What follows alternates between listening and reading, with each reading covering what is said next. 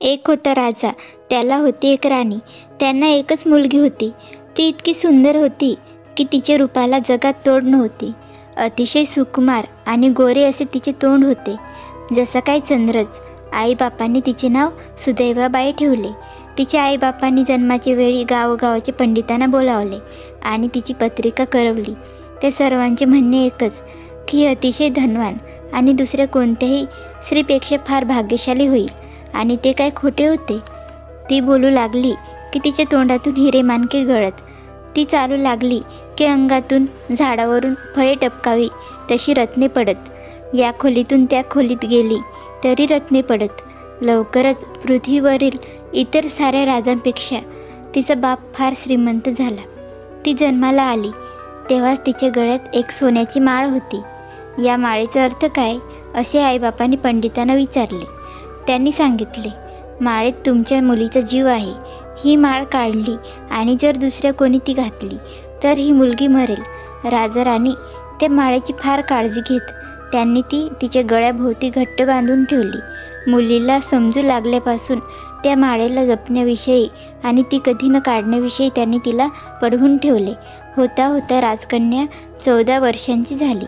तिच्या आईबापांना तिच्या लग्नाची काळजी लागली. तिला पसंत पडेल अशाच मुलाशी तिचे लग्न करायचे असा त्यांचा बेत होता.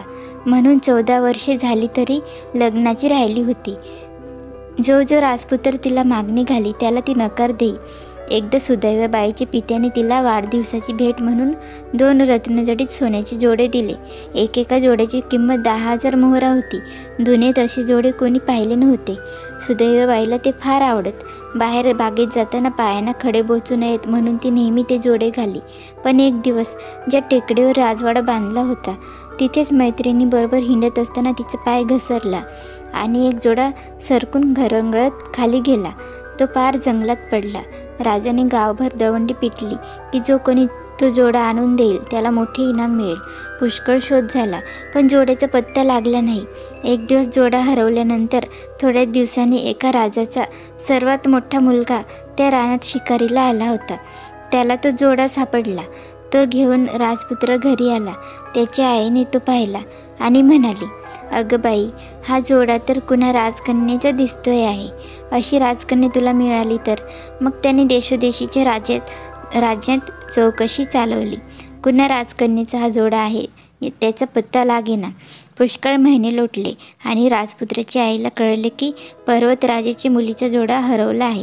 ती मुलाला म्हणाली, बाबा रे, पर्वतराजाच्या मुलीचा हा जोडा असला पाहिजे. हा घेऊन जा. मग तो म्हणेल तुला बक्षीस काय देऊ तेव्हा सांग. राजकन्येशी माझे लग्न लावून द्या. मुलाने आईचे ऐकले. पुष्कळ दिवस प्रवास करीत करीत तो सुदैवाबाईच्या राज्यात येऊन पोहोचला. त्याने पर्वतराजाला तो जोडा दाखवला. तोच तो हरवलेला जोडा पाहून राजाला आनंद झाला. काय बक्षीस हवे त्याने विचारले. मी तुमच्या मुलीला जोडा मिळवून दिला. मला मोठे बक्षीस हवे, राजपुत्र म्हणाला. बोला काय ते, राजाने सांगितले. सोने हवे, रुपये हवे, घोडे हवे, किती देऊ? नाही, राजपुत्र म्हणाला. यातले मला काही नको. मी मैदानातल्या राजाचा मोठा मुलगा आहे. शिकारीला जंगलात गेलो होतो. तिथे हा जोडा मला मिळाला.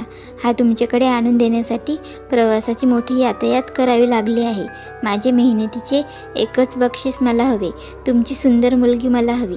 मला तुमचं जावई करून घ्या. हे मी तुम्हाला देऊ शकत नाही. लग्न करणे ही तिच्या मर्जीची गोष्ट आहे. ती तयार झाली तर मी पण तयार होईन लग्न लावायला. पण ही सर्वस्वी तिच्या मर्जीची गोष्ट आहे, राजा म्हणाला. पण सुदैवाबाईने राजपुत्राला राजवाड्याच्या फाटकातून आत शिरताना पाहिले होते. राजपुत्राची मागणी कळल्यावर तीही म्हणाली, मी तयार आहे लग्नाला.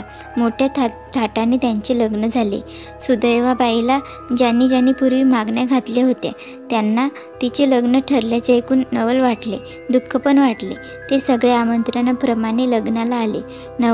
नवरदेवाला पाहून ते म्हणाले, एवढा देखणा नाही काही हा, श्रीमंतही नाही, भिकाडच आहे. किती वेडेपणाचं लग्न आहे. पण लवकर मेजवानीच्या थाटात ते आपला सगळा रुसवा विसरून गेले. थोड्या दिवसांनी राजपुत्र सासऱ्याला म्हणाला, मला आता घरी परत जाऊन माझ्या माणसांना भेटावेसे वाटले तर मी बायकोला घेऊन जावं म्हणतो. ठीक आहे, राजा म्हणाला. तुम्ही जायचा बेत केला यात काही वावगे नाही. पण बायकोला नीट सांभाळा. तिच्या गळ्यात जी सोन्याची माळ आहे ती कुणाला कधी काढून देऊ नका, नाहीतर ती मरेल. राजपुत्राने हो म्हटले आणि सुदैवाबाईला घेऊन तो आपल्या घरी निघाला. पर्वतराजाने हत्ती, घोडे, उंट, दास दासी, सोने नाणे, कपडे असा पुष्कळ मोठा आहेर त्याला दिला आणि सुदैवाबाई सासरी गेली. राजपुत्राच्या आईबापांना ही नवी सून पाहून फार आनंद झाला, पण हा आनंद फार दिवस टिकला नाही. राजपुत्र रावजीचे पहिले लग्न तो लहान असतानाच झाले होते. त्याला एक मुलगाही होता. ती मोठी राणी होती. तरी रावजीचे आणि घरातले साऱ्या माणसांचे प्रेम सुदैवाबाईवरच जास्त होते, कारण मोठी सून फार दुष्ट स्वभावाची होती. आपल्याला सवत आली हे पाहून तिला राग आला. वर करणी ती इतरांप्रमाणेच सुदैवाबाईवर आपले प्रेम आहे असे दाखवी, पण मनातून ती तिचा द्वेषच करी. तिचा नाश करायला ती टपून बसली. सासू सासऱ्यांना मोठ्या सुनेचा मत्सरी आणि दुष्ट स्वभाव माहीत होता. ते सुदैवाबाईला म्हणाले, तू फारशी तिच्या संगतीत राहू नकोस, पण तिने ते हसण्यावारे घालवले. ती म्हणाली, आम्ही बहिणीच नाही का? तिचे माझ्यावर किती प्रेम आहे, मला नाही भय वाटत. एक दिवस रावजीला राज्याच्या कामासाठी दूर देशी जावे लागले. आईबापांना त्याने आपले गैरहजेरीत सुदैवाबाईकडे लक्ष ठेवण्यास सांगितले आणि तो गेला. नवरा गेल्यावर मोठी राणी सुदैवाबाईकडे आली आणि म्हणाली, ते गेले, आता आपल्या दोघींनाही सुन वाटेल, तर मी नेहमी तुझ्या खोलीत येईन. तुला वाटेल तेव्हा माझ्याकडे ये. गप्पा मारून आपण आपली करमणूक करू. सुदैवाबाईंनी हो म्हटले. मोठ्या राणीची करमणूक करावी म्हणून ती आपले सगळे दागिने घेऊन तिच्या महालात गेली. ते पाहून झाल्यावर मोठी राणी म्हणाली, तू नेहमी ती सोन्याची माळ का घालतेस? काही कारण? होय, तर सुदैवाबाई म्हणाली, मी जन्माला आले तेव्हाच ती माझ्या गळ्यात होती. माझा जीव तिच्यात आहे. ती कोणी काढून घेतली आणि स्वतःच्या गळ्यात घातली तर मी मरेन, असे भविष्य माझ्या आईबापांना पंडितांनी सांगितले आहे. म्हणून मी ती कधीच गळ्यातून काढीत नाही. हे ऐकून मोठ्या राणीला फार आनंद वाटला. कोणत्या उपायाने ती माळ काढून घ्यावी या विचारात ती पडली. तिची एक काळी विश्वासू दासी होती. तिला ती म्हणाली, रात्री गुपचूप सुदैवाबाईच्या महालात जा. ती निजलेली असताना तिच्या गळ्यातली सोन्याची माळ काढून आपल्या गळ्यात घाल आणि इकडे ये. त्या माळेत तिचा जीव आहे. ती माळ तू काढून घेतलीस की ती मरेल.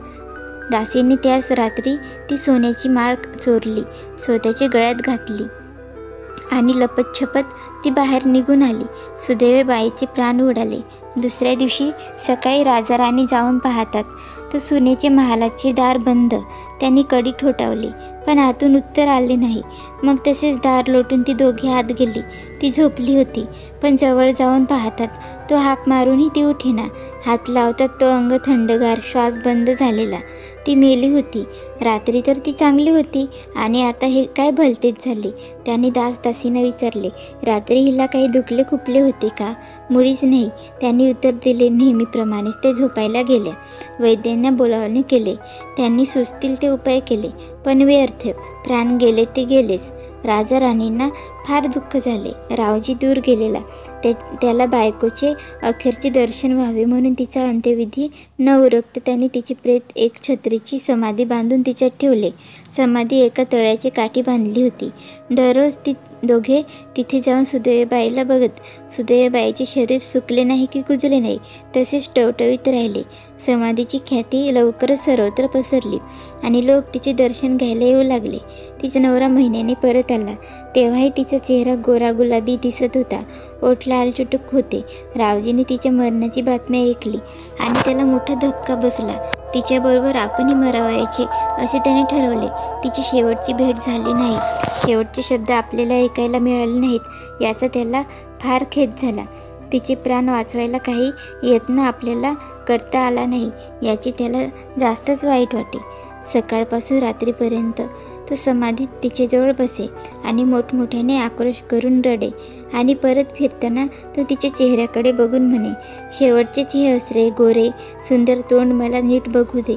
उद्या कदाचित यम आपला हात त्याच्यावरून फिरविल.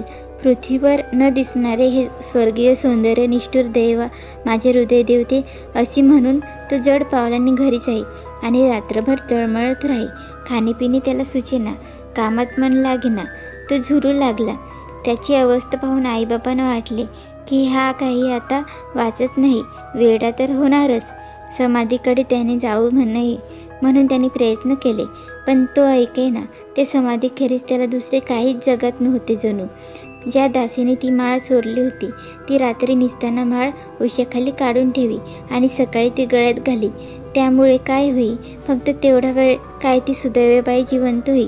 पण हे कुणालाच कळले नाही, कारण राजा, राणी, रावजी सारेजण दिवसात समाधीजवळ असत. जेव्हा सुदैवाबाई पहिल्यांदा जिवंत झाली, तेव्हा तिला त्या मिट्ट काळोखात आपण एकटीच पडलो आहोत हे पाहून भय वाटले.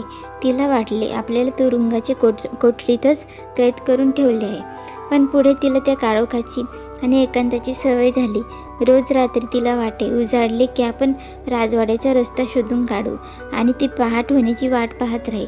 पण पहाट झाली की ती मरून खाली पडे. आजूबाजूला जंगल असल्यामुळे त्या अरण्यातून रात्रीची एकटी जाणे तिला जमले नाही. पण ती रोज रात्री जवळच्या तळ्याजवळ मात्र जाई. त्याच्या शीतल जलाने आपली तहान भागवी आणि परत समाधीत येई. अन्न तिच्या पोटात जातच नव्हते. आता कुणी जवळ बोलायलाच नव्हते. तेव्हा मोती मानके पण तिच्या तोंडून पडायची नाहीशी झाली. पण ती चालताना मात्र रत्ने रस्त्यात उधळली जात. रावजीच्या ध्यानात ते आले. तळ्याच्या वाटेवर रत्नांची बरसात झालेली पाहून त्याला नवल वाटले. आपली बायको जिवंत होऊन उठते याची त्याला कल्पना नव्हती. तरी तिच्याशिवाय रत्नांची पखरण कशी होईल हेही त्याला कळेना. मग त्याने लपून हे काय आहे याचा पत्ता लावायचा बेत केला. दिवसभर त्याने पहारा केला. सुदैवबाई तर मेलेलीच होती. दुसरे कोणी आले नाही की गेले नाही.